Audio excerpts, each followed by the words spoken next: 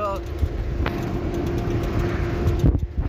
بروجرد یه اتوبان اشترینان به سمت بروجرد. اتوبان که دیگه تمام بشه میفتیم توی این جاده. اینجا دیگه 2 کیلومتر تا بروجرد. اینا همش باغ سیبه. فصل سیب که میشه تمام این کنار جاده میشه سیب. یا اینجا باغدارا میان سیبا رو اینجا میفروشن. دیگه نمیبرنش تا میدون و اینا. خیلی همایی میزن اینجا خرید میکنن. به صرفه تر هم هست. یه واسطه وسط نیست. اون شهری هم که روبرومون بروجرده. رسیدیم بروجرده. واقعا فصل بهار این سمتا خیلی قشنگ میشه. خرم آباد مثلا مخمل کوهش که واقعا خوشگله، واقعا خوشگله. نهاوند، سراب گاماسیاب، سراب گیان، سراب فارسخان، سراب ملوسان، سراب کنگاور کهنه، سراب بنفشه. خیلی سراب داره نهاوند. بخوام بگم حالا ولی اسم دارم.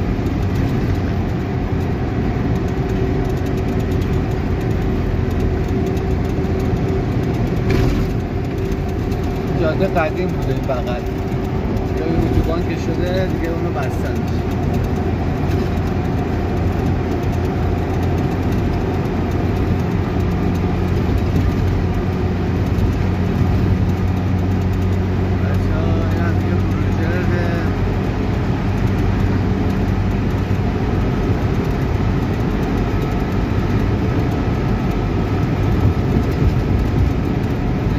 جدیدن کندن، اینا همش کوه بود.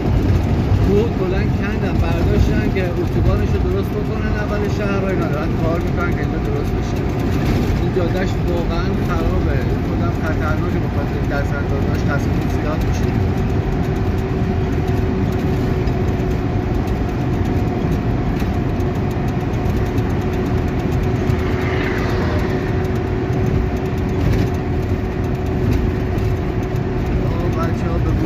خوش اومدین.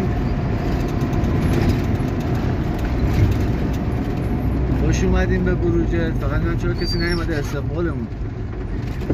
البته من بهشون نگفتم که دارم میام. اگه میدونستن حتما میومدن.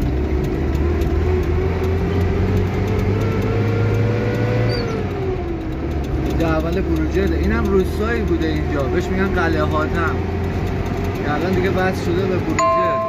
شهر که پیشرفت کرده و توسعه پیدا کرده این جهات هم بهش وصل شده. اینجا هم شده جزئی از شهر بروجرد، قلعه حاتم.